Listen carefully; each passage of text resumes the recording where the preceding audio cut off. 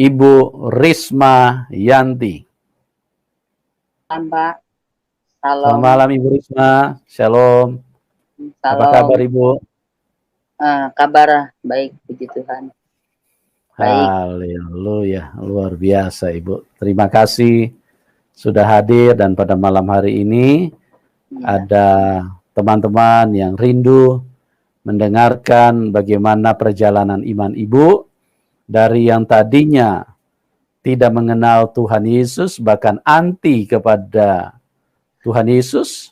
betul. Bagaimana Anda bisa mengenal Tuhan Yesus? Nah, ini sesuatu yang akan menjadi berkat bagi banyak orang. Nah, Amin. Ibu Risma Yanti bisa ceritakan kepada kami, mulai dari latar belakangnya dulu. Bagaimana Ibu di dalam iman yang sebelumnya, seperti apa didikan-didikan yang Ibu terima. Ya, Silakan Ibu Risma Yanti. ya, selamat malam. Salam untuk semuanya para penonton YouTube yang ada di link ini atau di YouTube. Perkenalkan, nama saya Risma Yanti. Saya dari asli, saya orang Sukabumi, Sunda. Sunda atau Sukabumi, Jampang. Ibu saya asli Muslim, bapak juga Muslim. Ibu saya sudah meninggal, sudah tidak ada, dan sekarang tinggal saya dengan anak-anak saya. Kenapa saya asli orang Muslim? Saya rajin beribadah, saya mengikuti semuanya, puasa, sholat, tahajud, sholat duha, pengajian, semuanya saya ikuti. Berawal saya akan cerita dari masa kecil saya. Ibu saya orangnya ketat banget dengan agamanya. Ibu saya tuh, kalau sholat itu nggak pernah bangun 1 jam 2 jam, dia tuh wirid. Misalnya dia sholat jam 12, bisa bangun jam 3, mau asar dia sholat lagi gitu terus. Dan terkenal lah di kampung itu, ibu saya suka ke musolahnya, rajin apa segala macam. Nah, setelah itu ya kan saya tumbuh dewasa, saya menikah dan punya anak. Kan punya anak sudah dewasa. Nah, saya tinggal meninggalkan kampung, saya tinggal di daerah Bogor sekarang. Saya tinggal di daerah Bogor sekarang. Saya pernah bersuamikan, punya suami, eh, seorang haji, seorang Pak Haji. Tapi seorang Pak Haji, ya gimana ya? Ya pada saat itu saya kan ya orang Muslim ya, seperti biasanya sholat, ya sholat ngaji. Ibu saya juga begitu, paling ketat. Pokoknya kalau enggak malam Jumat belum pada ngambil air wudhu, cerita, wudhu, salat dulu. Gitu cerita. Pada intinya, saya ini asli Muslim gitu aja. Sampai saya pernah mendirikan pengajian ya, pengajian apa malam Jumatan. Malam Jumat daripada bengong, yuk ibu-ibu kita ngaji. Ngaji dah tuh. Ada dari 1 orang, 2 orang, sampai lebih dari 40 orang. Sampai keliling di kampung itu. Saya sebagai wakil ketua pengajian pada saat itu. Nah, lama kemudian, setelah saya mendirikan pengajian, ya kan, saya mendirikan pengajian kehidupan saya punya bersuami kan seorang haji itu gimana ya, banyak yang enggak masuk logika gitu. Saya punya anak pada saat itu dari Pak Haji itu. Saya menikah sesudah 5 tahun, anak saya umur 5 tahun. Ternyata saya baru tahu kalau saya jadi istri yang kelima. Itulah di situ saya terpuruk. Saya terpuruk ya kan. Begini ya. Ya karena dikarenakan pada saat itu saya udah ada anak, ya udahlah saya lanjut aja, yang penting dia masih tanggung jawab. Sempat saya terpuruk, saya sedih gitu kan, ya makin ke sini saya punya seorang suami haji tapi nggak bisa ngembimbing saya, ya semakin, ya nggak tahu, semakin semakin nggak masuk logika aja gitu. Sampai pada akhirnya saya juga ya kan minta berdoa, saya sholat, saya tahajud, ya kan, minta disadarkan suami saya supaya sadar, supaya sayang, supaya ya begitulah kalau di Islamnya, kalau di sebelah gitu kita kan berdoa, ya katanya nih baca surat ini, baca misalkan apa Yasin dah 7 balik setelah sholat apa tahajud, coba dibaca selama 40 hari. Saya baca tapi nggak ada perubahan, ya kan, makin lama makin ke sini ya terpuruk lah, sudahlah. Singkat cerita saya bercerai dah dengan suami saya tuh ya, akhirnya saya udah berdoa, udah banyak doa begini, akhirnya suami saya menceraikan saya bercerai, sampai saya terpuruk lah kehidupan saya, dari rumah besar saya jual sampai habis-habisan dah. Padahal saya sudah sering berdoa tapi belum pernah doa saya kok, kenapa nggak pernah dikabul.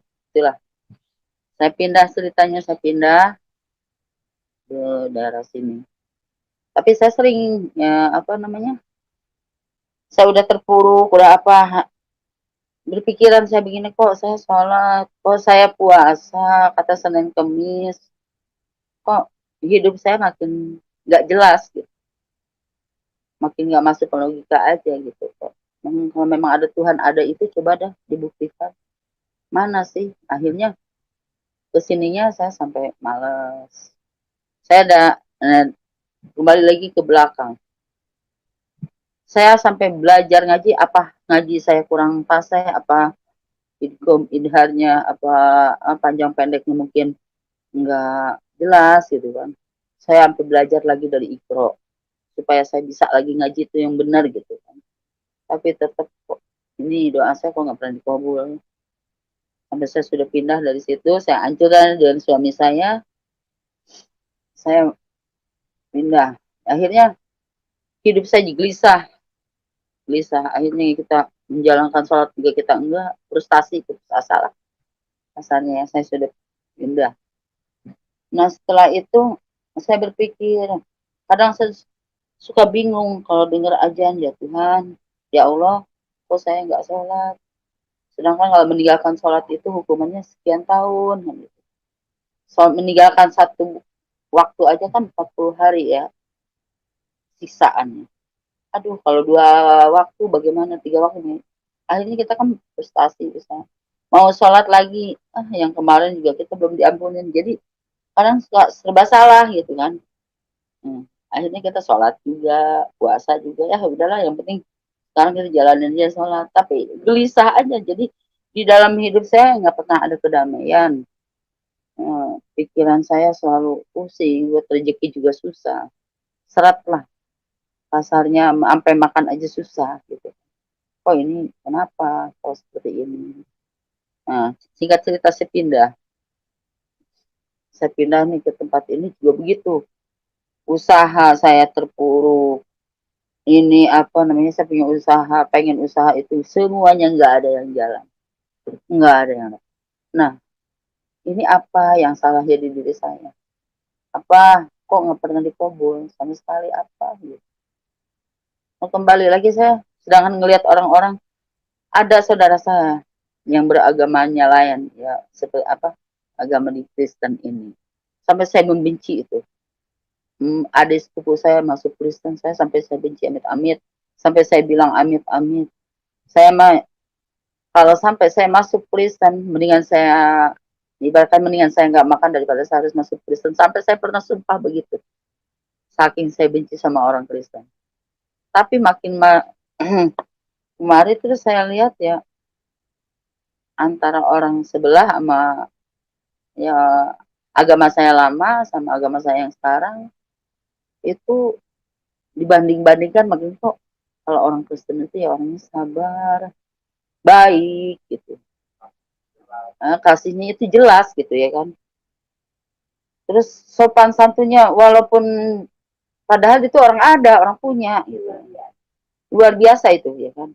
Kadang-kadang saya suka ketimbang saya ketemu dengan seorang muslim, misalkan dia pulang dari pengajian atau dia mentang-mentang dia habis ini, kayaknya ngelihat kita itu mukanya tuh sinis gitu, seakan-akan dia itu gue nih yang paling apa namanya, yang paling soleh, yang paling suci, yang paling pintar nih gue. Nah kadang-kadang saya kok orang, jadi sering saya banding-bandingkan sampai adik sepupu saya juga ya begitu gitu kan, sampai nggak diakuin sama orang tuanya. Nah kehidupannya sekarang tuh sukses gitu kan, kok bisa saya yang ada di muslim, ibu saya tukang ngaji, ibu saya tukang sholat, mendoakan saya, dan saya sendiri juga terjun sendiri, bahkan saya baca apa waqiah ya, 40 balik itu katanya sehabis asar itu buat ngambil rezeki sampai ke situ, sampai kita sholat duha. Tapi kok malah nggak ada kalau bahasa, tapi kalau ngeliat orang nggak pernah ngaji, ada sepupu saya tuh, itu kebujijatannya tuh malah sampai dia pakai mobil, sampai kok hidupnya tenang, rumah tangganya tenang, kok saya di sini seperti ini gitu. Nah satu itu, nah lama kelamaan ya terpuruklah saya akhirnya saya tuh malas untuk sholat, frustasi karena merasa kok saya sholat, saya udah berusaha begini gitu kok kehidupan saya tuh nggak ada perubahannya. Nah itu udah bertahun-tahun lama. Nah, kebetulan adik saya tuh yang dari Bogor tuh ya, dan pindah ada ceritanya ke rumah saya. Nah adik saya itu terus dia sering mendengarkan yang kayak gitu deh ya kan, apa masalah tentang agama, ilmu apalah mak, apa torekat makrifat segala macam dah, saya juga nggak ngerti deh yang kayak begitu. Itu saya berpikir ini orang nih kenapa sih kok begitu mulut tiap malam ini orang. Lu terus saya tanya begini, lu tuh kenapa sih ngomong apa, nyari nyari gituan mulu, ntar lu jadi murtad lu. Saya bilang, sampai saya ngomong begitu, adik saya berantem tuh masalah, kasihan lu nggak boleh begitu, kita kan orang tua kita kan emang Islam, kasihan doain tuh orang tua, malah ngaji malam Jumat, sampai saya ngomong begitu sama adik saya. Adik saya mah tetap aja dia mah kadang nyetel YouTube dari ini apa, orang-orang ya dari Kristen gitu, pokoknya yang aneh-aneh aja pikir saya waktu pada saat itu ya, aneh gitu kan, karena saya sangat membenci banget. Jujur sampai saya sumpah lebih baik saya nggak makan daripada saya memeluk agama Kristen, sampai sumpah begitu saya gitu. Saking saya dulu anti ya kan, karena kan katanya kalau kita apa mempelajari itu murtad katanya, kita tuh nggak tahu gitu, jadi kita nggak tahu pelajarannya kasihnya seperti apa, nggak. Kalau sekarang yang saya rasakan jauh banget dengan sebelah, jangan jauh, sangat sangat jauh. Nah itu satu.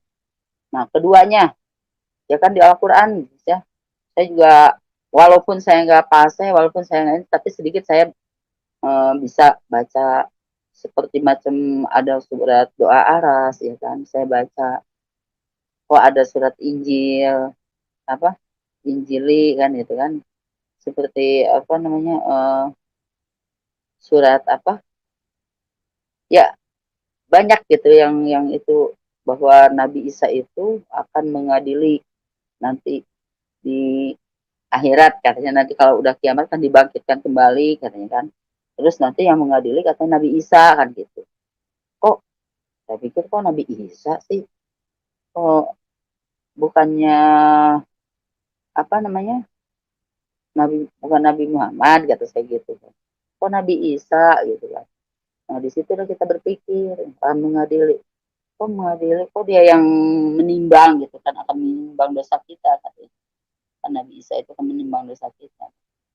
Nah dari situ udah nggak pernah dipelajari, tapi suka tahu gitu bahwa Nabi Isa itu sama orang Kristen itu dipanggil Tuhan gitu. Saya udah nggak gubris lagi dah, saya cuek aja.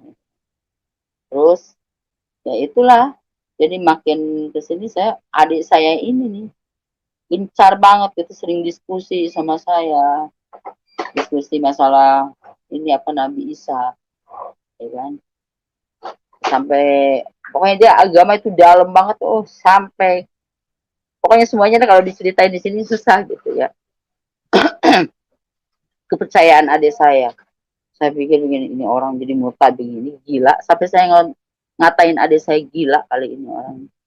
Kasihan banget orang tua. Saya masih tetap aja kan.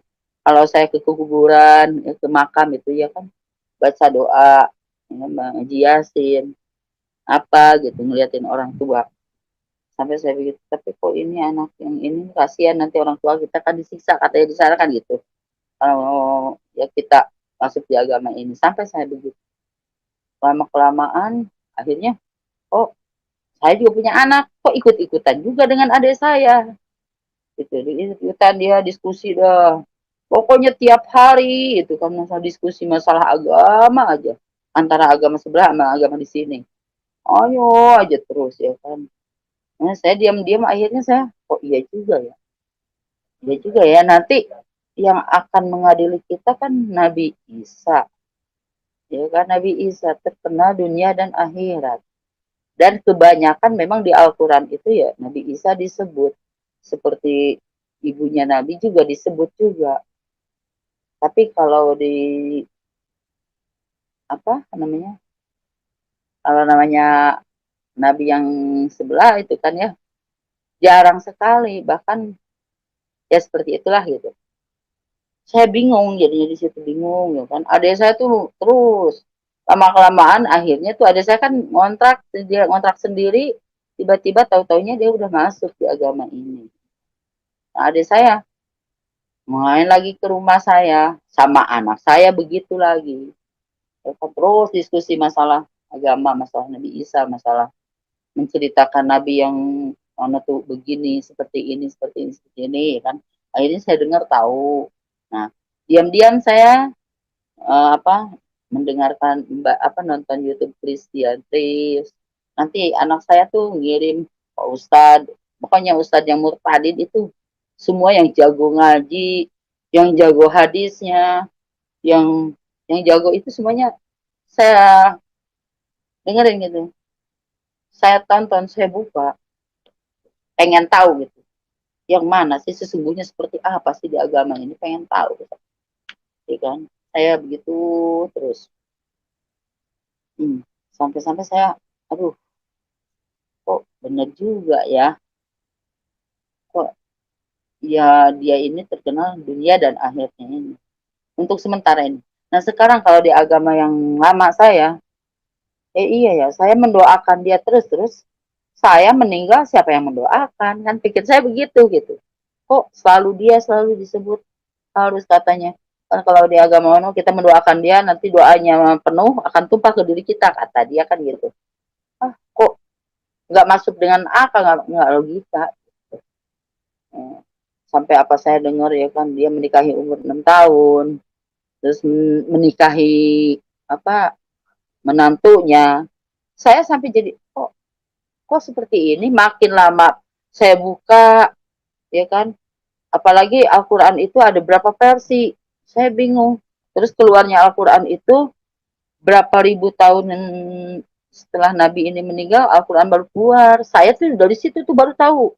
Saya baru tahu, saya buka terus ya kan, semuanya saya buka terus ya kan, agama saya dulu dah. Pengen tahu. Akhirnya oh ternyata seperti ini. Saya bandingkan ke sini gitu ya. Ke agama yang saya anut sekarang. Saya bandingkan itu ternyata jauh banget dari ajarannya, dari kasihnya, dari semuanya. Kemujizatannya juga ada yang saya rasakan selama saya masuk di sini sekarang. Sampai-sampai saya, kenapa saya jadi masuk di sini? Nah, pada satu saat anak saya pun juga jadi ikut murtadin, ya kan? Sampai saya menangis, nangis gitu ya Tuhan. Ya Allah waktu itu kan. Ya Allah, kenapa kok anak saya sampai bisa kok masuk ke agama yang ini gitu. Kenapa ya Allah, apa saya ini apa ya sampai saya menangis dah. Saya ini orang berdosa, saya ini orang yang ini sampai anak saya aja murtad seperti ini ya Tuhan. kenapa anak saya seperti ini, sampai saya menangis, nangis. Pada saat dengar dia kesaksian bumi ya, kayaknya saya gelap mendengarkan anak saya begitu. Sampai akhirnya saya begini gitu. Biarlah anak saya sekarang udah dewasa, saya mengajarkan dulu sudah, ya kan, dengan agama Islam ngaji seperti apa, saya udah ajarkan semua. Yang penting karena saya nggak mau tanggung jawab, ya kan, untuk di kemudian hari, sampai saya mengucapkan begitu. Tapi setelah itu saya diam-diam, tetap saya penasaran gitu, penasaran juga saya, penasaran, diam-diam saya nonton YouTube lagi, saya buka lagi tentang agama Kristen ini, tentang Tuhan Yesus ini. Diam-diam saya buka lagi. Oh, seperti ini. Oh, oh. Jadi makin kuat ke sini. Nah, pada suatu kali kita ngobrol lagi bertiga, ya kan? Debat lagi ada masalah Tuhan. Sama adik saya, sama anak saya, sama saya. Saya debat lagi dari situ ya. Sampai satu saat saya sampai begini. Coba dah saya sekarang begini. Kalau memang benar-benar saya bilang, saya tantang aja ya. Saya bilang kalau memang benar Yesus itu Tuhan atau Allah, ya kan? Kalau memang Tuhan Yesus itu ada, katanya orang, saya minta datang malam ini. Saya minta mimpi malam ini. Datang dengan cara apapun. Kalau saya, kalau sudah datang Yesus tidak datang di mimpi saya akan mengikut Yesus. Sampai saya sumpah begitu. Saya tidur. Nah, udah gitu udah diskusi ya kan sama anak sama tidur. Sebelum tidur juga saya mendengarkan agama Kristen ini dari YouTube Kristen saya. Ternyata enak juga dah, nggak ada yang melenceng, nggak ada yang pikir saya begini, ternyata di di Kristen ini apa yang salah gitu. Ajarannya kasih semua dan kita harus selalu memaafkan, ibarat kata ditampar pipi kanan kasih pipi kiri. Kalau kita orang bikin salah, kita harus memaafkan, dan kalau kita punya kita harus membagi orang. Apa yang salah di ajaran Kristen? Kok nggak ada? Oh, tapi kenapa dicemooh? Kata saya gitu kan. Kenapa dibenci? Ternyata ini kok sebenarnya apa ajarannya itu lebih bagus daripada agama saya yang lama. Itulah. Ngelihat orang-orangnya juga sopan santun, kasih sayang. Gitu. Yang saya tahu itu selama ini saya kenal dengan orang-orang Kristen gitu kan. Orangnya ramah-ramah, puji Tuhan. Jauh, sangat jauh sama agama saya yang lama. Gitu.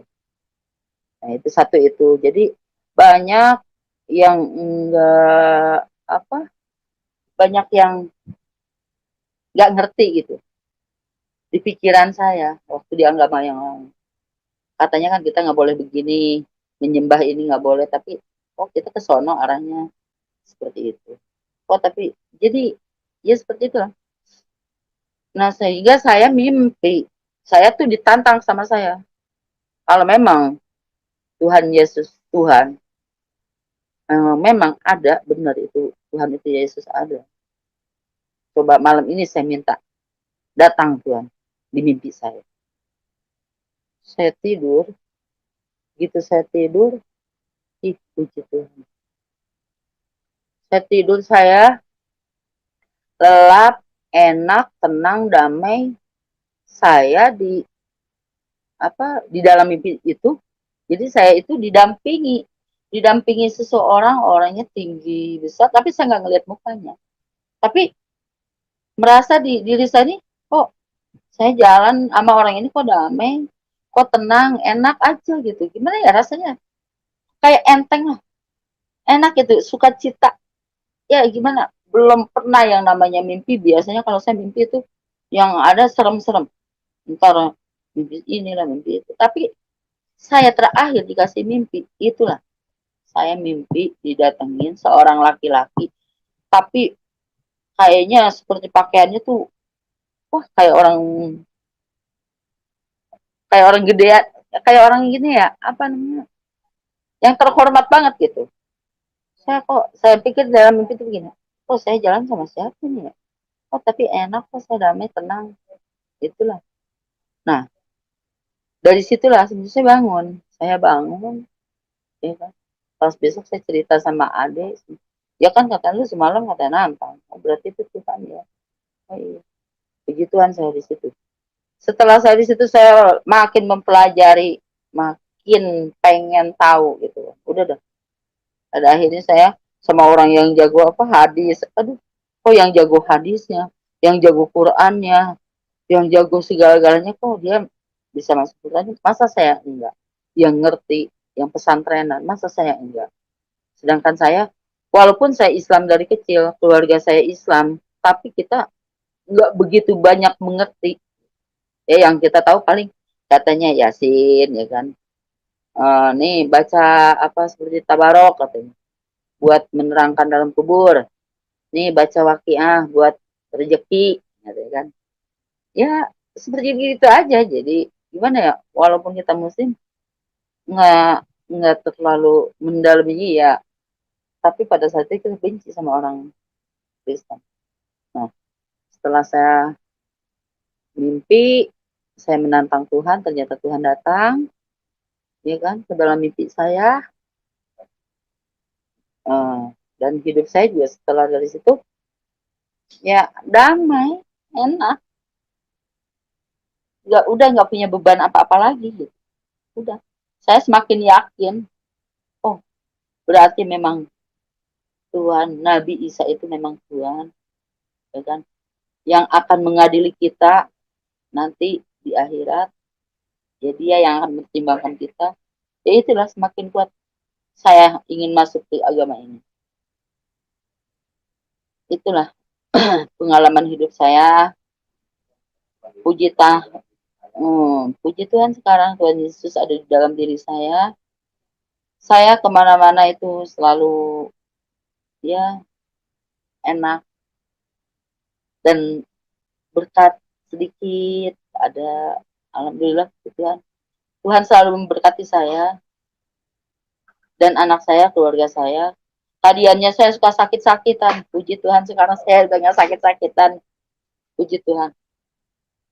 Jadi sekarang saya juga nggak terlalu gimana, udah tenang aja. Setelah saya minta dibaptis, saya udah mimpi, udah didampingi mungkin itu Tuhan, ya kan?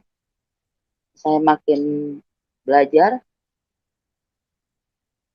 dan saya minta dibaptis, ya puji Tuhan.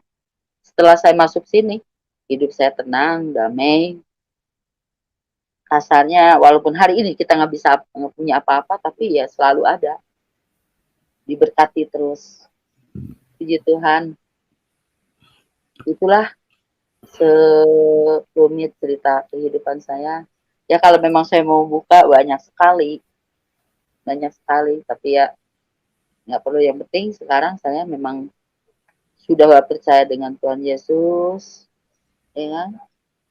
Tuhan yang nyata, Tuhan yang benar-benar memperhatikan semua umatnya, orang yang membutuhkan asal dekat dengan Dia, ya puji Tuhan.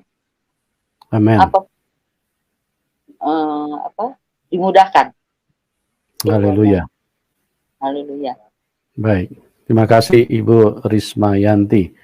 Ibu Risma, setelah Ibu percaya Tuhan Yesus, bagaimana ininya, tantangannya yang Ibu hadapi selama ini? Dari teman, dari keluarga, atau mungkin juga dari kelompok-kelompok yang mungkin tidak terima dengan keberpindahan Ibu terhadap keyakinan, tantangan apa yang Ibu hadapi selama ini? Ibu bisa ceritakan. Puji Tuhan Pak, saya belum ada tantangan. Kalau untuk ini malah saya banyak menginjili pada ini apa masuk gitu Pak. Saya menginjili, ngasih tahu sama orang-orang yang tadinya ini gitu kan, ada ngikut malah Pak. Ya, jadi sebagian belum banyak orang tahu kalau saya ini udah murtad ya kan.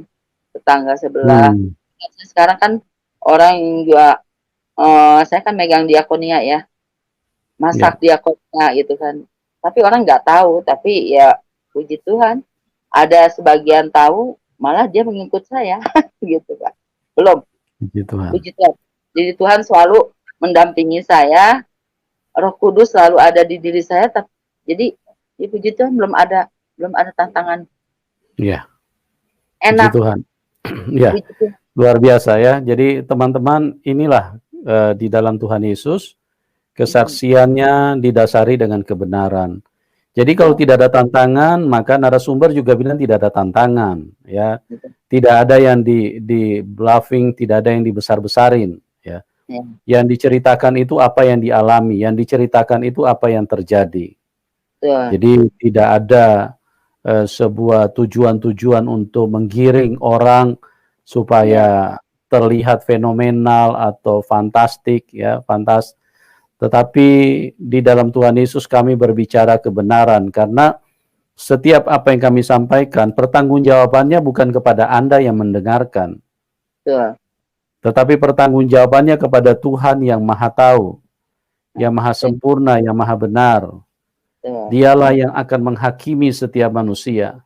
Nah, eh, Ya, Tuhan Yesus tahu betul apa yang terjadi. Jadi kalau kita mengarang-arang, maka risikonya akan besar sekali, karena kita betul. berhadapan dengan kekudusan Tuhan, Nah, bukan berhadapan dengan penilaian atau pendapat manusia. sebetulnya Kalau begini, ya gimana, Bu? sebetulnya saya setiap ketemu orang teh pengennya teh membicarakan masalah ini aja gitu sebetulnya. Jadi Roh Kudusnya itu pengennya tuh kalau ada orang, tapi sedikit demi sedikit kalau ada orang selesai jadi murtadin, tantangan belum ada, malah pengikut jadi banyak gitu loh. Haleluya. Ya. Saya tuh selama saya masuk murtadin udah ada satu dua hampir lima enam orang Pak. Saya Yang jadi murtadin paling baru 6 bulan juga belum kan, 5 bulan. oh. Tapi puji Tuhan, puji Tuhan. Tapi Ibu sudah memurtadkan 6 orang juga. Betul. Jadi saya udah Ya, memurtadkan 6 orang, Pak. Gitu. luar Jadi biasa. aku ya sudah apa memurtadkan 6 orang saya, puji Tuhan.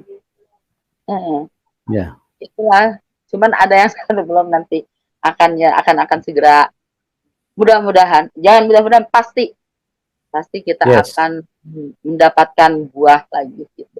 Bukan saya Amin. membanggakan, tapi kita menceritakan saya belum ada tantangan, tapi puji Tuhan ya selama ini saya selalu berbicara misalkan masalah ini akhirnya orang bisa ikut gitu. Puji Tuhan Ya, jadinya. Gitu. puji Tuhan, Bu. Ya, jadi sebagai hamba Tuhan, saya perlu sampaikan bahwa konsekuensi yang tidak bisa kita hindari setelah ikut Tuhan Yesus, pasti akan ada tantangan, Ibu. Ya, betul. Bahkan tantangan yang terbesar yang kita hadapi adalah tantangan di mana nanti kita harus berkorban, mungkin bisa sampai ke nyawa kita, karena dunia tidak bisa menerima Ya. kebenaran yang ada di dalam Tuhan Yesus. Iblis tidak menyukai kebenaran yang ada di dalam Tuhan Yesus. Makanya iblis akan marah besar, dia akan kendalikan banyak orang untuk melakukan penyerangan-penyerangan yang kita mungkin bisa alami di dalam hidup ini. Tapi Betul. percayalah bahwa Tuhan Yesus adalah Tuhan yang setia, karena Tuhan Yesus berkata, jikalau dunia menganiaya kamu, ingatlah bahwa dunia telah terlebih dahulu menganiaya aku. Amin. Dunia di sini adalah bicara tentang iblis, ya. Iblis adalah penguasa dunia. Kok bisa begitu? Ya, karena manusia dari kecil sudah pandai berbohong. Ya, betul. Padahal tidak ada satu manusia pun yang suka dibohongin. Tidak ada. Manusia paling merasa hancur kalau dia dibohongin.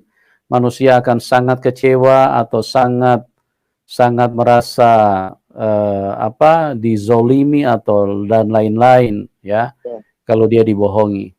Tetapi itulah kenyataannya, manusia saling membohongi satu dengan yang lain. Kok bisa begitu, Pak? Ya, Karena memang dunia ini dikuasai setan, makanya Tuhan Yesus 2000 tahun yang lalu turun ke dalam dunia untuk menyelamatkan kita dari tangan setan, gitu. Iya. Setan tidak ingin melepaskan kita dari tangannya, karena setan itu jahat, setan itu ingin membunuh, membinasakan kita. Iya. Dia ingin membawa kita dan melemparkan kita ke alam maut. Tapi Tuhan Yesus datang dalam Yohanes 10 ayat 10 supaya kita mempunyai hidup dan mempunyai di dalam segala kelimpahan. Ya, Ibu tetap semangat, tetap kuat, sekalipun nanti akan ada tantangan, percayalah bahwa Tuhan Yesus itu Tuhan yang setia. Karena kita ingat, Bu, para rasul yang dipilih Tuhan Yesus, hanya satu orang yang tidak disembelih, itulah Yohanes. 12 rasul anak domba Allah. Semuanya disembelih, Bu.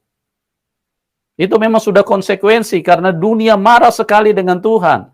Makanya hal seperti ini, mungkin orang belum mengerti, ya. Tuhan Yesus datang dari surga, dia roh kebenaran, dia Tuhan, dia kudus. Dunia ini najis, dunia ini kuasai setan, kebencian, dunia ini dikuasai kematian. Dunia ini ingin membunuh semua manusia. Iya, ya. Yohanes 8 ayat 44, iblis adalah pembunuh manusia sejak semula. Yohanes 10 ayat 10, pencuri datang hanya untuk mencuri, membunuh, dan membinasakan. Itulah sebabnya bahwa iblis sangat menginginkan kematian manusia. Iblis sangat menginginkan supaya manusia bisa saling menyerang, saling membunuh, saling menyiksa, saling menyengsarakan.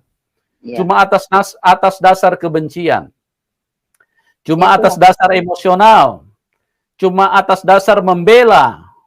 Membela yang tidak perlu dibela. Padahal itu semuanya hanya program iblis yang terus merusak kehidupan manusia, untuk manusia selalu dikendalikan oleh hawa nafsu, diberdayakan oleh tipu daya, diberdayakan oleh kelicikan-kelicikan dan kesesatan-kesesatan yang dimunculkan oleh iblis. Akhirnya satu dengan yang lain bisa saling membenci, orang tua dengan anak bisa saling tidak mengenal, ya, teman dengan teman bisa saling menghabisi. Karena apa? Karena iblislah yang menguasai dunia ini. Tidak ada sekolah berbohong, tapi manusia pintar semuanya berbohong. Tidak ada sekolah amarah, tapi manusia semua pintar marah. Tidak ada sekolah membenci, tapi manusia semuanya dipenuhi dengan roh kebencian. Kalau tidak ada masalah, kalau tidak ada selisih paham, tidak ada kebencian. Tapi begitu ada selisih paham, maka kebencian akan masuk dan merusak, menguasai hidup manusia. Nah, inilah yang Tuhan Yesus datang 2000 tahun yang lalu untuk membebaskan kita dari situ. Ya, jangan terlambat teman-teman, karena Dia mengasihi.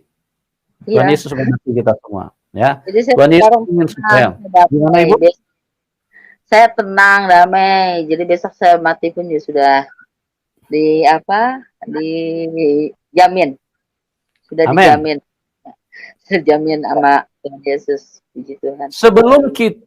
Sebelum kita ditebus oleh darah Tuhan Yesus, ya, maka kita adalah anaknya iblis. Iya, betul, Pak. Makanya waktu darah Tuhan Yesus ditumpahkan, karena darahnya kudus, darah itulah yang mengadopsi kita. Itulah yang kita pahami di dalam analogi kehidupan manusia, bahwa seseorang disebut anak dari orang tuanya karena darahnya mengalir di dalam anaknya. Ya, darah itu bicara tentang kehidupan. Kehidupan orang tua mengalir di dalam kehidupan anaknya.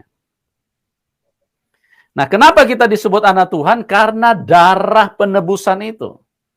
Kita dikembalikan kepada hidup yang kudus. Kita dikembalikan kepada hidup yang benar. Hanya orang yang memanggil Tuhan dengan sebutan Bapa, hanya mereka lah yang punya hak untuk pulang ke rumah Bapa di surga. Karena anak-anak adalah pewaris dari janji Bapa.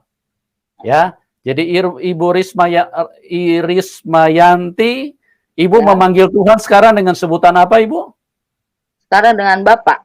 Bapak kami. Haleluya, ya. Bukan Om ya, Bu ya? Bukan Ya. aspek sudah nggak ada saya sana. Ya, tapi dengan sebutan Bapa. Karena apa? Karena semua benih berasal dari Dia. Iya, dari Bapak. Dari Bapa, benihnya dari Bapa. Kalau kita tidak mengakui kita anak Tuhan, berarti kita manusia durhaka. Memang benihnya dari mana? Manusia itu benihnya dari mana? Dari setan kah benihnya itu? Tidak, dari Tuhan. Benihnya itu dari Tuhan, makanya setan datang menyesatkan, membodohi kehidupan manusia supaya manusia jangan paham yang beginian. Makanya ada yang berkata, "Wih, masa anak Tuhan, masa anak Tuhan?" Ya. Atau mungkin kita berkata, Tuhan tidak bisa disekutukan dengan manusia. Itu pikiran-pikiran yang disesatkan setan. Kalau Tuhan tidak bisa disekutukan dengan manusia, nanti kalau Anda ke surga mau bersekutu dengan siapa? Iya, betul. Halo, teman-teman. Logikamu dibuka sedikit, bos. Jadilah orang yang cerdas, yang bijak. Anda berharap untuk ke surga. Anda ke surga mau ketemu siapa? Yang punya surga itu Tuhan. Nah, kita di sana kalau ketemu Tuhan, kita bersekutu dengan Tuhan. Ya, jangan mau dibodohi sama setan, teman-teman. Jangan mau ditipu sama setan, karena setan ini rajanya pendusta. Dia menyesatkan semua manusia supaya manusia jangan masuk ke surga. Yang dia tanamkan kebencian, amarah, kebencian terus cuma atas dasar membela, kebencian terus, marah emosional, tumpahkan darahnya, ya. Jangan sampai kita tersesat, teman-teman, ya. Tuhan Yesus mengasihi kita semua. Bu, Cepatlah kembali. ya. Gimana? Silakan Ibu. Cepat kembali supaya ya sebelum terlambat. Cepatlah kembali kepada Bapak kita, Bapak Tuhan Yesus. Amin. Makanya saya kembali lagi kepada rasul-rasul. Semua rasul-rasul itu disembeli, potong bebek angsa. Ya, disembeli semua mereka tuh. Kecuali Yohanes, tapi Yohanes sempat digoreng di Pulau Patmos. Digoreng dengan minyak yang panas. Kenapa bisa seperti itu? Karena iblis marah sekali dengan orang yang percaya kepada Tuhan Yesus. Iblis akan melakukan pembunuhan. Iblis akan berseru, tumpahkan darah mereka. Iblis tidak mau manusia ketemu dengan Tuhan. Karena hanya Tuhan yang menghadirkan kehidupan. Hanya Tuhan yang membawa manusia kepada kebaikan. Hanya Tuhan yang memimpin manusia kepada keselamatan. Dan iblis tidak suka itu. Makanya jangan heran teman-teman. 12 rasul. Bahkan ada begitu banyak pengikut Tuhan di zaman gereja mula-mula. Mereka semua mati disembelih. Ya. Itu adalah merupakan pondasi daripada kehidupan gereja Tuhan. Makanya Tuhan Yesus berkata, "Jikalau kamu tidak mau pikul salib dan sangkal diri, jangan ikut aku. Kamu tidak layak menjadi pengikutku." Karena ini kebenaran. Tidak pernah ditutup-tutupi. Tidak pernah ditutup-tutupi. Tuhan Yesus tidak menjanjikan hal-hal yang berbohong kepada Anda. Tuhan Yesus tidak menjanjikan hal-hal yang najis di dalam kehidupan. Ya. Tapi Tuhan Yesus menjanjikan kebenaran. Tuhan Yesus mengatakan tidak pernah dengan sembunyi-sembunyi. Tuhan Yesus mengatakan, kalau kamu mau ikut aku, kamu harus pikul salib dan sangkal diri. Kalau kamu tidak mau pikul salib, kamu tidak layak menjadi pengikutku. Ya, Tuhan Yesus tidak pernah janjikan Anda bidadari. Karena Tuhan Yesus berkata, di surga manusia hidup seperti malaikat. Di surga manusia hidup seperti malaikat. Tidak ada yang namanya seksualitas. Karena kehidupannya sudah berbeda. Kehidupan roh. Kalau dunia daging itu ya kehidupan seksualitas secara daging. Tapi kehidupan roh adalah sebuah kehidupan yang berbeda. Ya, Tuhan Yesus memberikan kebenaran yang sesungguhnya. Ibu Risma Yanti, ya, kira-kira Ibu apa yang menjadi kekuatan terbesar Ibu sampai Ibu benar-benar meninggalkan keyakinan Ibu yang lama? Apa yang menjadi pegangan Ibu yang begitu kuat sampai Ibu dengan mantap menjadikan Tuhan Yesus sebagai Tuhan dan Juru Selamat? Silakan Ibu bisa ceritakan kepada kami. Saya mantapnya itu ya, itu setelah saya semuanya ya, emang Tuhan Yesus yang akan mengadili kita. Yang akan mengadili kita, ya kan? Iya, itu salah satu contohnya ya adik saya, anak saya, ya kan? Kita debat dengan masalah itu. Ya jadi memang seperti apa namanya, Nabi Isa itu emang ini apa, hakim, ya kan? yang bikin saya mantap yaitu hakim. Dia Amin. akan menghakimi kita Ya. semua, ya kan? Dan kalau kita Hmm. mengikut Nabi ya kepada Tuhan Yesus, Nabi Isa ya berarti kan kita memang dirangkul nanti sama dia, ya kan gitu. Kalau kita Ya. tidak mengenal dia, mana dia mau kenal sama saya nanti di sana gitu loh Pak. Jadi Ya. kita semakin tetap ya kan, karena dia udah memang memang dia ini kalamnya Allah gitu. Yes. Iya, Ya. ini Jadi, kalamnya j- Allah itu memang ada di sini. Jadi ada di Nabi Isa ini gitu maksudnya. Mhm. Itu yang bikin saya mantap itu aja. Jadi Jadi yang mantap bikin ya, Bu. ya, jadi saya tidak akan pernah tergoyahkan. Tidak akan Yes. dan saya Amin.